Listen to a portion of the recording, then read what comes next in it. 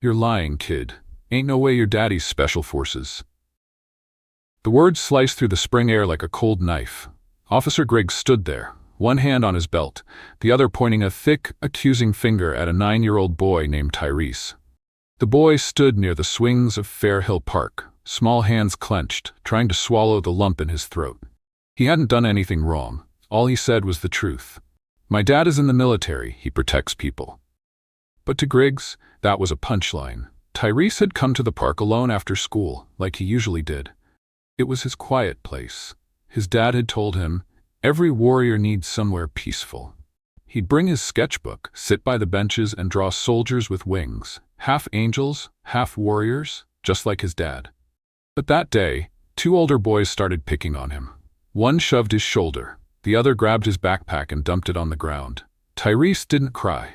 He just stared back, held his ground and told them calmly, "You better stop. My dad's special forces." That's when Officer Griggs rolled up. The cop had been driving by in his patrol cruiser and saw the commotion. But instead of helping Tyrese, he barked at him first. "What's going on here? You causing trouble, kid?" "I'm not," Tyrese replied. "They took my stuff." The older boys quickly played innocently. "We were just playing. He's always saying weird stuff like his dad's a Navy SEAL or something." Griggs raised an eyebrow, looked Tyrese up and down, then burst into laughter. "You? And your daddy's a SEAL? What is this, some Marvel comic?" Tyrese's voice trembled, but he stood firm. "He's real. He's in Delta Force." Griggs stopped laughing, then smiled wider. "Oh, you're that kind of liar." Without warning, the officer grabbed Tyrese by the arm, not roughly, but firm enough to let him know who had the power. "You know what happens to kids who lie to police officers? We take 'em in. Let 'em think about their stories in a quiet little holding room." The other boys watched, wide-eyed, but said nothing. One even smirked. Tyrese didn't resist. He just asked, "Can I call my dad?" Griggs sneered. "Sure, let's see if he parachutes in." The precinct wasn't busy that afternoon, which made it worse. Griggs strutted in with Tyrese like he'd just caught a bank robber. He told the front desk clerk, "Got a little storyteller here, claims his dad's a ghost from Fort Bragg." The desk clerk, a balding man named Miller, raised an eyebrow. "Seriously?" "Oh yeah," Griggs chuckled. "He's got an active imagination. Said he was going to call his dad to set us straight." They all laughed. All except one. Officer Carla Jenkins, in her late 20s, sat in the corner with a pile of reports. She glanced up and locked eyes with Tyrese. His expression wasn't angry, it was calm, too calm for a kid in his situation.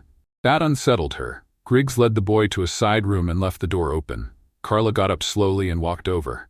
"What's he in for?" she asked. Griggs shrugged. "Lying, causing a scene. Oh, and impersonating military royalty." Carla frowned. "He's 9. "Exactly, never too early to learn about consequences."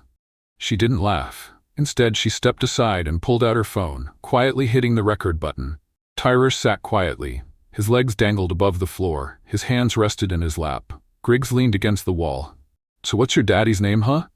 General Superman?" "Devin Carter," Tyrese said softly. Griggs froze for half a second. That name, it tugged at something distant. "Devin Carter?" he repeated. "You just made that up." "No," Griggs leaned in. "Let me give you some free advice, Junior. You don't get to lie about the U.S. military, especially not in this town." Tyrese looked up. Not with fear, but with something else. Conviction. "He'll come, and when he does, I hope you remember how you treated me." Griggs laughed again. "Oh, he'll come all right, riding in on his invisible tank." Just then, the phone on the desk rang. Griggs answered. His smile faded. "Yes, this is Officer Griggs. Wait, who? Coming here? Right now?" He hung up and stared at Tyrese. For the first time since arriving at the station, the officer didn't have a comeback. Carla, still watching from outside the doorway, put her phone down.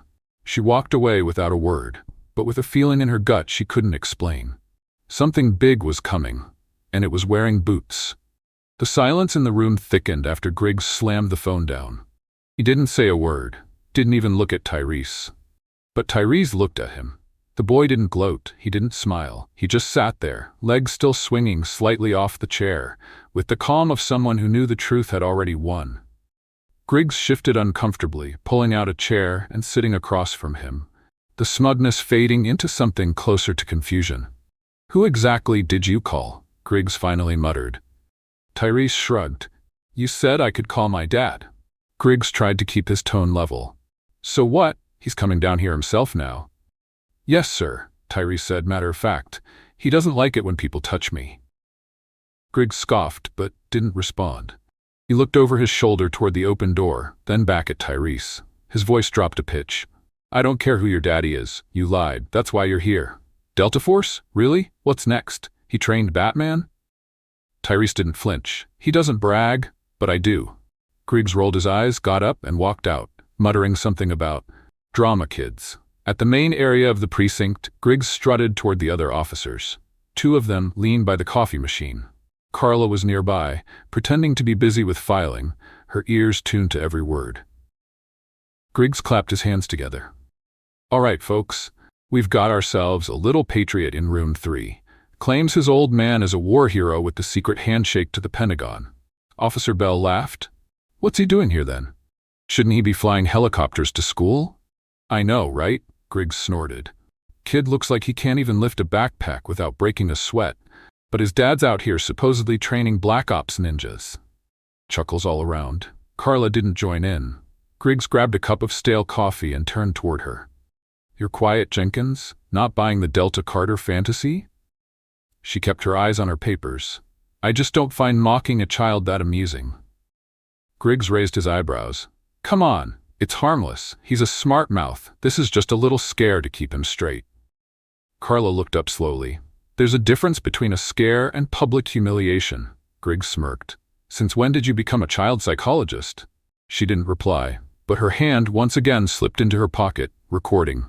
Back inside room 3, Tyrese stared at the clock on the wall. 4:37 p.m. His dad would come. Always did.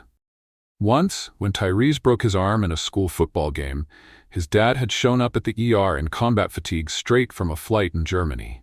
Another time, when a teacher unfairly accused him of cheating, his dad didn't raise his voice. He just handed the principal a stack of certificates and said, "This is who I raised my son to be." This was nothing. Tyrese tapped his fingers together, whispering under his breath, "He'll come. He always comes." Back at the front desk, the phone rang again. The young clerk picked up. Within seconds, his posture stiffened. "Yes, sir. This is Fairhill PD. Yes, we currently have a minor. Yes, Tyrese Carter. You're where?" His eyes widened. He stood up. Yes, sir. I'll inform them immediately." He hung up and looked around. "Where's Griggs?" "In the lounge," someone answered. Tell him the kid's father is in the lobby. Says he's Major Devin Carter. Said we'd know what that means." Suddenly, the mood shifted. Officer Bell frowned. Wait, that name sounds familiar. Griggs had just walked back out, sipping his coffee. He froze mid-step. Carla looked up. "Major Carter?" she said flatly. Griggs tried to play it cool. Probably just some ex-military dad trying to play tough guy. Bell was already tapping into his phone. Then his face dropped. "Griggs, have you ever heard of Operation Midnight Lance?" "No. Why?" "Because Major Devin Carter led it. It's in the Army Times Hall of Honor. 3 tours in Afghanistan. Bronze Star, Silver Star, 2 Purple Hearts, and he's listed as active in the Joint Counterterrorism Command." Griggs blinked. "You're kidding." "No," Bell said. "And if that's the man in our lobby right now," Griggs tossed his coffee. Okay, let's not panic. Let me talk to him first." But it was too late. The double doors opened and he walked in. The air changed. Major Devin Carter was tall, broad-shouldered, crisp civilian jacket but unmistakable military bearing. His eyes scanned the room like they were intel. Every movement was deliberate, controlled. Every officer went quiet. Carter didn't shout. He didn't ask where his son was. He just said, "Where's the officer who detained my child?" No one answered. Carla took a step forward. "Major Carter, your son is safe. He's in interview room 3. "Take me to him," he said. She nodded and led him down the hall. Griggs backed away, slipping behind another desk, hoping Carter wouldn't recognize his face. Tyrese looked up when the door opened. When he saw his father, his lips parted into the tiniest, proudest smile. Major Carter knelt down. "You okay, soldier?" Tyrese nodded. "They laughed at me." Carter looked him in the eyes. "Did you tell the truth?" "Yes, sir." He stood, turned slowly to face the one-way mirror in the wall. "I hope they're listening." The precinct didn't feel like a place of authority anymore. It felt like a mistake waiting to be corrected. Major Devon Carter walked through the narrow hallway with the silence of a man used to command, used to being obeyed. Each step echoed like a challenge. Carla led him toward room 3, but every officer along the way turned, frozen by the gravity he carried. Not fear. Something heavier. Carla reached for the door handle of the interview room, then paused.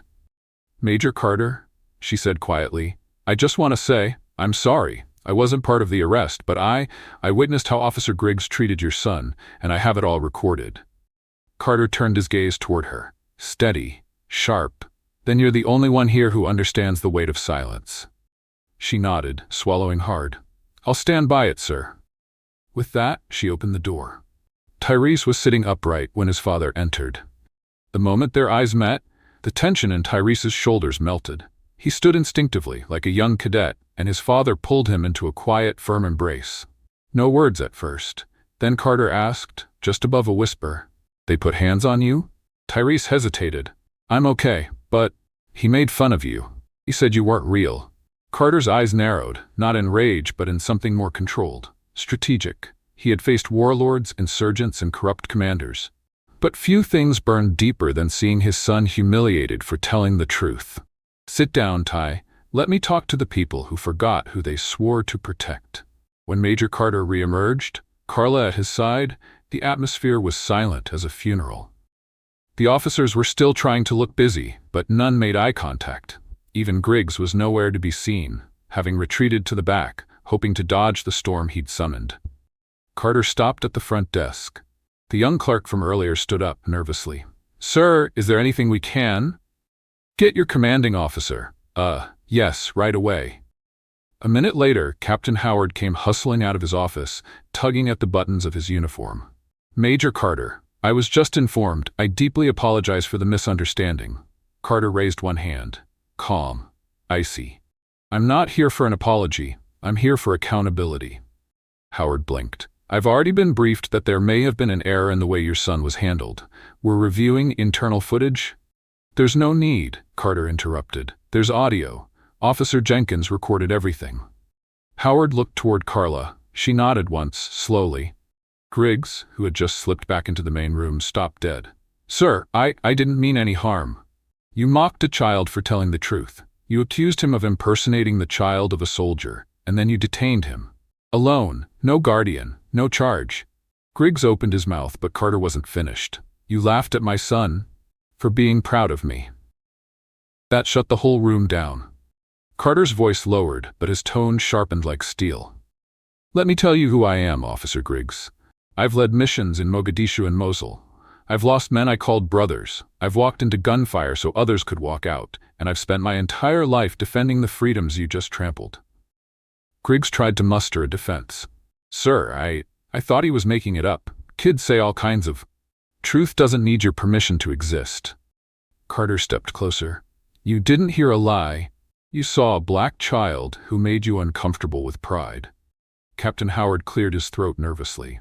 "Major Carter, I assure you this will be taken very seriously. We'll open an internal review immediately."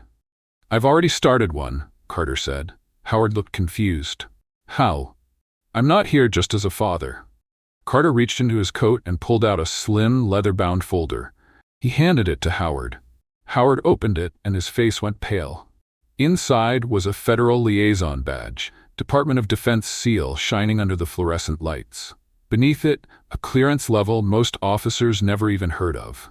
Carter continued, "I've been appointed to a joint task force investigating systemic bias in local law enforcement. This visit just went from personal to professional." The room felt like it dropped 10 degrees. Officer Carla stepped forward. "Sir, the recording is on file, and I've submitted my statement to Internal Affairs. I'll testify if needed." Griggs blurted out, "I didn't know who the kid was. That's not fair." Carter turned to him one last time. "That's the point, Officer Griggs. You didn't care who he was. And now, everyone will." Tyrus sat quietly in the back seat of his father's black SUV, legs tucked in, holding a juice box someone had handed him before they left. Carter got in and looked at him through the rearview mirror. "You did well today," he said. Tyrese looked up. "I was scared, but I remembered what you told me, to speak truth like it's armor." Carter smiled, and it was. He turned the key. The engine rumbled to life. As they pulled away from the station, Tyrese whispered, "You weren't mad at him?" Carter answered without looking back. "I wasn't mad, I was done." The precinct was no longer buzzing with casual noise. It was silent, heavy, like the air just before a thunderstorm. Major Carter's words still lingered, not just in the room but in the minds of every officer present. "You didn't hear a lie. You saw a black child who made you uncomfortable with pride." Officer Griggs stood frozen. His posture still hinted at denial, but the red rising in his face betrayed a man on the edge of collapse. Captain Howard stared down at the federal badge in his hands again, this time slower. His mouth tightened as he looked back up at Carter. "So this is now an official inquiry?" Carter nodded. "It is, and I've already sent a preliminary report to the Department of Defense Office for Civil Oversight. They're coordinating with Internal Affairs for your precinct." "You came prepared." "I came prepared," Carter echoed, "because I know this story. I've heard it before. Hell, I've lived it." He turned slightly toward the rest of the room. "I wasn't just here to pick up my son. I was here to see how many of you would stand up or stand down." Carla stepped forward. "Sir, there are others who want to speak."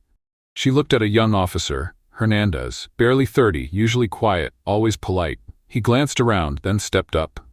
"Major Carter," Hernandez said nervously, "we've been watching things get worse around here for a long time. Griggs isn't the only one." Carter's eyes narrowed. "Go on." "Some of us, me, Officer Bailey, even Carla, we've seen reports ignored, complaints tossed, body cam footage quietly wiped. There's a whole locker room culture here that makes people like Tyrese easy targets." Another officer spoke up. "Bailey, and if you push back, they shut you out." Carla nodded. "I've tried reporting things up the chain, but they protect each other." Carter looked at Captain Howard. "Sound familiar?" Howard cleared his throat. "There have been isolated incidents, yes, but nothing systemic that we—" Carter cut him off. "Stop. Right there. You've already said enough. The recording goes public." Later that evening, Carla uploaded the audio file, not to social media, but directly to a protected server used by the DOJ's Task Force on Bias in Law Enforcement. Within 90 minutes, someone from Washington was on the line with Carter. By morning, the story had leaked. Headline: Black child detained after saying his dad was Special Forces. Turns out, his dad leads federal oversight team. The article wasn't sensationalized. It didn't have to be. The facts were enough. The article quoted Carter's words verbatim. "Truth doesn't need your permission to exist." That line went viral within hours. 2 days later, Griggs sat alone in the captain's office, flanked by internal affairs agents from the state's Bureau of Public Integrity. "You mocked a minor, detained him without cause, denied him contact with a guardian until pressure mounted. What do you have to say for yourself?" Griggs, sweating, mumbled, "It was a misunderstanding. I didn't know the kid was telling the truth." "Do you normally arrest children for telling stories?" "No." "Do you normally arrest white children for saying their dads are doctors or judges?" Griggs didn't answer. "You're not just suspended, Officer Griggs. You're under investigation for misconduct, racial profiling, and abuse of authority." Griggs looked up, panicked. "This can't ruin my life. I've been a cop for 17 years. An agent leaned forward. "Then maybe you should have remembered what the badge really meant on day one." Thanks to Officer Hernandez and Carla's testimonies, the DOJ's audit widened. It turned out that Fair Hill PD had buried at least 9 misconduct complaints over the past 3 years, all involving Black or Latino minors. Some had been coerced into confessing to crimes they didn't commit. Some had been physically intimidated, or worse, silenced with threats of juvie time if their parents protested. The deeper they dug, the more rot they uncovered. Captain Howard tried to spin it. In a press conference, he called it an isolated breakdown in officer discretion. Major Carter stood at the back of the room that day. When the press noticed him, the questions pivoted. "Major Carter, what's your response to the chief's comments?" He stepped forward calmly. "I'm not here to wage war on police departments. I'm here to end the war on truth. And this, what happened to my son, isn't isolated. It's evidence of a pattern that can't be hidden under the carpet of bad apples anymore." "Are you calling for resignations?" "I'm calling for reflection. And if that reflection doesn't resignations, then the system's just as guilty." At school, things had changed for Tyrese. Some kids had seen the news, some whispered behind his back, but most looked at him with a kind of awe. Even the two older boys who had pushed him that day in the park avoided him now. One even mumbled an apology when they passed in the hallway. But Tyrese didn't care about apologies. He just cared about sitting by the window during math class and drawing. His sketchbook now held a new image, a little boy standing in a police station, with a man behind him in shadow, towering, wings made of metal and smoke behind his shoulders. His hero, his dad. A week later, Major Carter returned, this time invited as part of a community police town hall initiative. He walked through the same front doors, greeted by different faces. Carla, now temporarily promoted to internal ethics officer, handed him a folder. 3 more officers requested to testify today, she said. Looks like the tide's turning. He nodded. Inside the meeting room, community leaders, parents, and officers sat in a circle. No ranks, no uniforms, just people. Carter stood and spoke last. My son wasn't detained because of a lie. He was detained because someone looked at his skin and assumed he couldn't be telling the truth. He paused. Justice isn't just about punishment. It's about prevention. It's about training people to recognize dignity, even when it shows up in a form they weren't taught to respect. He looked around. Change doesn't start with firing one man. It starts when a whole room listens to a child and believes him. 2 months later, the name Tyrese Carter had become a quiet symbol, not of scandal but of courage and stillness. There were no more headlines, no more viral sound bites, just quiet shifts across the state. Fairhill PD underwent a total restructuring of its juvenile procedures. Officer Carla Jenkins was promoted permanently and now led the department's internal bias review unit. A new civilian oversight board had been created, with Carter himself consulting on its design. As for Griggs, he resigned before his hearing. He left without fanfare, walking out through the same doors he once kicked open with ego. His pension was frozen, his badge revoked. His silence now mirrored the silence he once forced on a child. Tyrese no longer needed to say his father was in the military. He no longer felt the urge to prove anything. One morning, his teacher gave the class an assignment. Write about someone you admire, not because of what they do, but because of who they are. Tyrese wrote, My dad doesn't need to yell to be heard. He doesn't fight with fists. He fights with patience. People listen when he walks in, because he carries something stronger than a badge or a gun. He carries truth. His teacher read the essay out loud at the school assembly. By the end, half the room was quiet, the other half clapping. A new kind of mission. Devin Carter wasn't finished. His phone rang more now than ever, not for missions overseas, but for meetings across the country, schools, town halls, police academies. He wasn't preaching. He was asking questions that systems weren't used to hearing. Why does the presence of pride in a black child scare you? What would justice look like if we built it from a child's point of view? What would happen if we believed the first time a kid told the truth? He didn't need to carry weapons anymore. He carried witnesses. He carried his son's story. One Sunday, Tyrese and his father sat on the same park bench, where it had all begun. Fairhill Park. The swings creaked gently in the wind. Families played in the distance. The world had moved on. Tyrese closed his sketchbook, now filled with portraits of soldiers, angels, and quiet men who stood tall without making noise. Dad? Yeah? Do you think Griggs hated me? Devin looked up at the sky for a moment before replying, No, I think he feared you. Why? Because he saw a black boy who knew who he was, and nothing's more dangerous to a man built on control than a kid built on truth. Tyrese thought for a while, then nodded. I'm glad you came that day. Devin smiled. I always will. They sat in silence, not the kind born of fear or oppression, the kind born of peace, of power held quietly, of legacies written in footsteps, not just medals.